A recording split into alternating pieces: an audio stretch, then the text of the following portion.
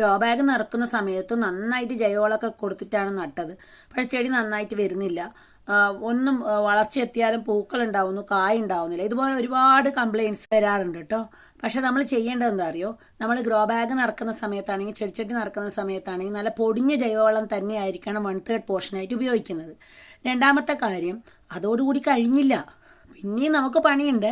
എല്ലാ ആഴ്ചയും, അതായത് നമുക്ക് വേണമെങ്കിൽ ഒരു ഞായറാഴ്ച ദിവസം, എല്ലാ ഞായറാഴ്ച ദിവസവും പൊടിഞ്ഞ ജൈവവളം, മണ്ണിര കമ്പോസ്റ്റ് ആവാം, അടുത്ത ഞായറാഴ്ച ആകുമ്പോഴത്തേക്കും നമുക്ക് പൊടിഞ്ഞ കോഴിക്കാഷ്ടമാവാം, ആട്ടിൻ കാഷ്ടമാവാം, അങ്ങനെ നമുക്ക് മാറി മാറി നമുക്ക് ഉപയോഗിക്കാൻ പറ്റണം. അതേപോലെ തന്നെ ഗ്രോ ബാഗ് നന്നായിട്ട് പൊതയിട്ട് കൊടുക്കണം.